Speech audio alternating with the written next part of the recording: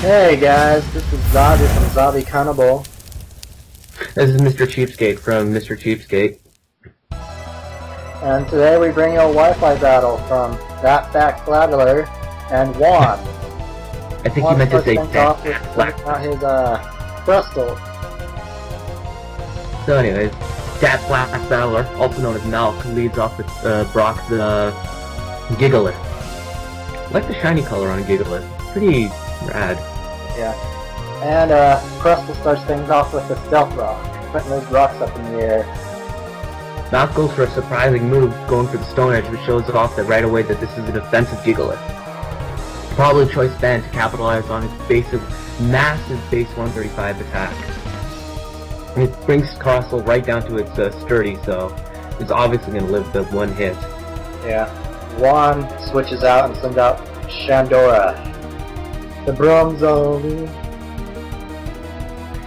And this Stone Edge that Malk goes for to finish up the job, is going to do a decent sized chunk on a Bronzong. I think that's about 1/4 damage, which is pretty damn nice on a Bronzong, which resists it. Yeah. So, locked into the Stone Edge, he switches out and goes into his ground, which, because it gets a boost from the Violite, as well as the fact that it has Intimidate, means it can take physical hits really well. Shandora goes for the Trick Room, meaning that it's the Trick Room set. You can just see that Juan's team is offensive Trick Room, which is pretty good, especially if he has a cursor. And Juan switches out into a Shandora. Chandelure. It's probably Juan was probably predicting the fire move from Growlithe, but Malk predicting an Earthquake went for the Morning Sun or some sort of a hit that could hit Growlithe, just because he knows he can live anything because of the -1 attack plus his Violite. Well, Juan switches out again and goes into his Snorlax. Yeah, that's a pretty good poke to have on a Trick Room team, but Malk, knowing that Shandora can't hit him for anything, the Chandelure can't hit him from anything, goes for the Toxic and hits Snorlax, which also reveals that it's not an immunity Snorlax, it's thick fat, so Fire and Ice will do less damage. Malk switches out and goes into the Triple H with Hypno, which actually looks pretty cool in its shiny colors. Never seen a shiny Hypno before. Anyway, Snorlax goes for the Curse, setting up its cursing abilities. Which in Trick Room is really deadly, especially because, the slower the poke is, the faster it'll be in Trick Room. So that can be a very dangerous threat if that thing can set up fully while Trick Room's still up. Yeah. And I think it's been now 2 turns since Trick Room. I think this is the 3rd turn for Trick Room. If I did my math right. And Snorlax goes for the Crunch, dealing a decent amount of damage on this Hypno here. Yeah, it's gonna bring it down pretty low, but about 2/3 I'd survive and pull a throw off a Calm Mind. Okay, so my math was wrong. At the end of this turn, Trick Room wears off, otherwise he would not have left Hypno in. Which is, that's a +1 crunch, by the way, and it's super effective and we still live, so, that's a pretty bulk. That's gotta have some bulk in it, that Hypno. Yeah. And Snorlax continuously takes poison damage and Trick Room does end. We're off, so this means that, Hypno is going to be faster because of the -1 speed, and that being naturally faster as well, so he can hit that focus spot. But, Snorlax being then having high special defense, naturally as well, probably having some investment, is going to live that very well. Yeah, and he goes for the rest, curing himself with poison and healing his HP. But this Snorlax is also has the Chesto Berry, so it's gonna recover from its sleep right away. Resto Chesto is a really good combination to have. It means you don't need Sleep Talk, so I'm going to assume it's going to be Rest 3 attack, Rest Curse and 2 attacks. Could be Rest Talk still, because after it burns his Chesto Berry, it can still Curse up as well as attack. And Juan switches out into his Jellicent. Probably predicting the Focus Blast, but Malk is probably predicting that goes for his Baton Pass and passes it off to his Glaceon, Winter. Which is a great name for a Glaceon, actually. Yeah. And these leftovers keep on restoring these Pokemon over here. Yeah, the after turn effects are killed.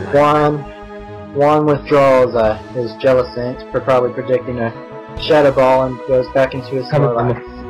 Yeah, and that's a +1 Shadow Ball too coming from Glaceon. But, you know, not predicting to switch into something that could probably tank this Shadow Ball, goes for an Ice Beam, but, you know, thick fat Snorlax probably tanks that really, really well.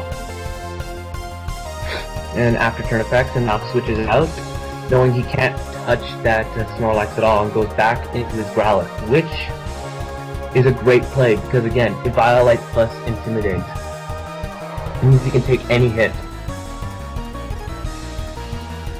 And Snorlax over there goes for the Body Slam, hoping for a Parahax, but doesn't get it this turn. Nope, not this turn, but he misses a Will-O-Wisp, which would have severely crippled the Snorlax for a while, remember, because he's a rest set, so he can just rest up and go back to full health. And he heal itself from the burn. Yeah, that is also true. And Snorlax over there goes for another Curse, probably getting ready to set up again. He's back to normal attack.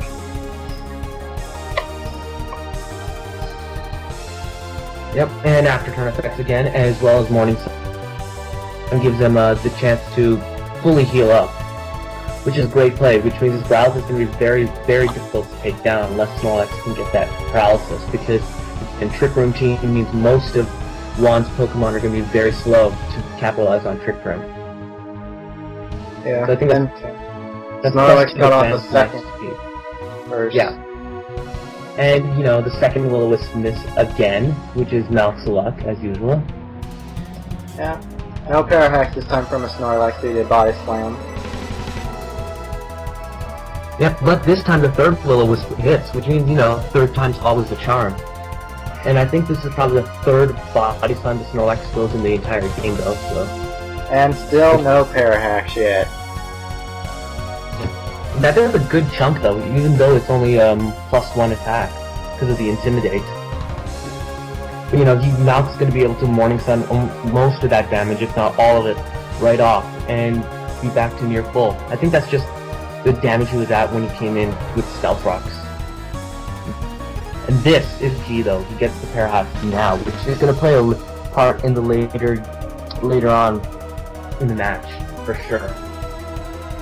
And being Parahax means he's much slower than the Snorlax, even after that Snorlax is -2, so he's going to switch out and go into his Gigalith, which can take anything that Snorlax wants to do, with or without the Sturdy, because there's a very low chance that Snorlax, even with a crit, can bring it down to its Sturdy. Yeah, and Snorlax goes for the Crunch here, doing nothing to it besides dropping... I didn't want to, like... Could have been predicting the Ghost or something to take the Body Slam, so, you know, hit a Ghost pretty hard. But this is the most dangerous thing that Mal could have done, a Bandit Explosion. With the choice stand plus max attack, I think Gigalith hits 607 attack, which is monstrous. I don't think even Scizor hits that high with the band. I think Scizor only gets 591 attack. Well, the man's doing the job right, because it KO'd Snorlax. And now I don't think anything can live from that range from a Bandit, which is a great play, you know, on the double down, because you can get the Trick Room set up again, while Mal goes into Tien, his Dodrio, which I think might be a Dragon Ball Z reference, you know, 3 heads, and Tien from Dragon Ball Z having 3 eyes. And obviously, since Dodrio's way faster than Bronzong, he can taunt him, so Trick Room cannot be set up, which I think was pretty obvious, so Juan should have predicted that and gone for an attacking move. Shandor takes Brave Bird. Brave Bird really well, actually. You know, but it is a Bronzong, so it's expected to take hits well. And Gyro Ball is going to hurt because of how much faster Dodrio is than Bronzong. Yep, takes it out after that. After Stealth Rocks and Brave Bird recoil. God, that's scary when you have a Bronzong that's that much slower than the other poke. He sends in, I think that's a Basculin? Remember, I've never seen that. Juan switches out Bronzong for back into his Jellicent. You know, making a good prediction, not making a very good prediction, goes for the Crunch. So that's gonna hurt that Jellicent. It does at least half damage.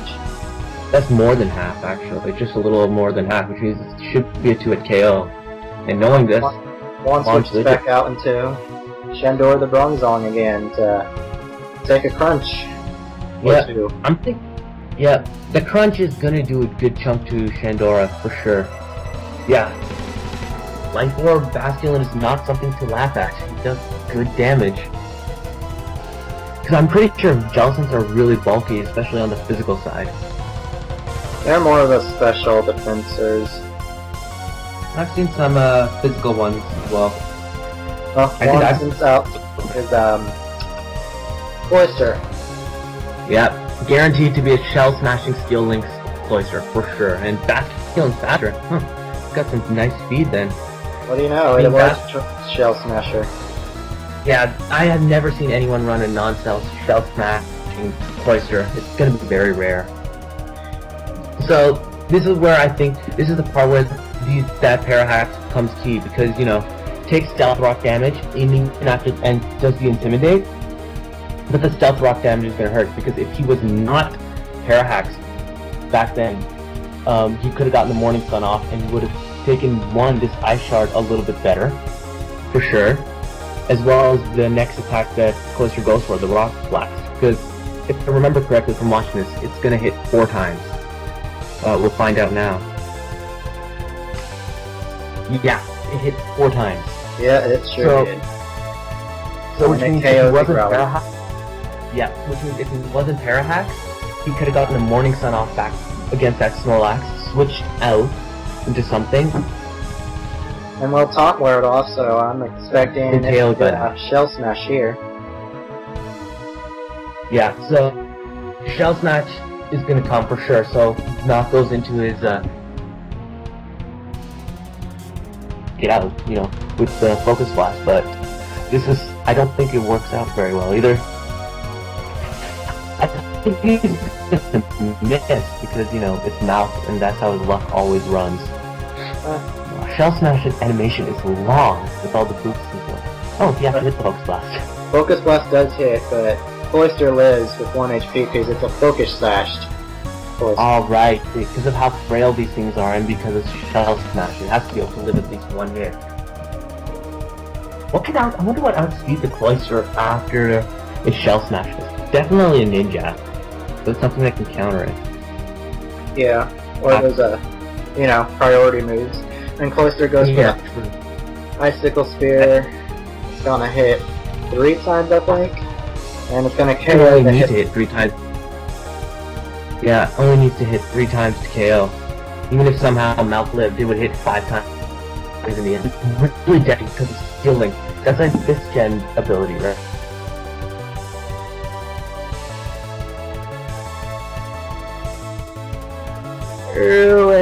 Back to the Basculin. Steel Link really made it more the multi-hit move really popular though, or you can never see them in the metagame ever. Yeah, guaranteed to the Aqua Jet. Yeah, there's no way it could have lived that Aqua Jet with 1 HP. There's no way. And Crustle comes in, also at 1 HP because it's sturdy, and PD the Basculin is just gonna clean up the job.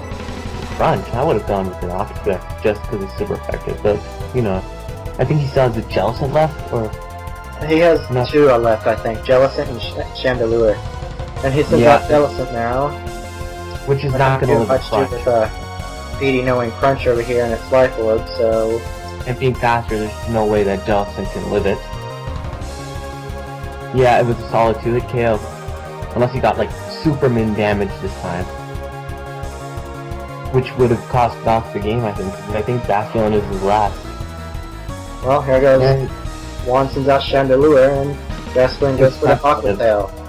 It's not gonna live, because Chandelures are super frail. They have insane special attack, but their other stats are pretty bad. It was a 1-hit KO. Yeah, that shows the frailty of a Chandelure.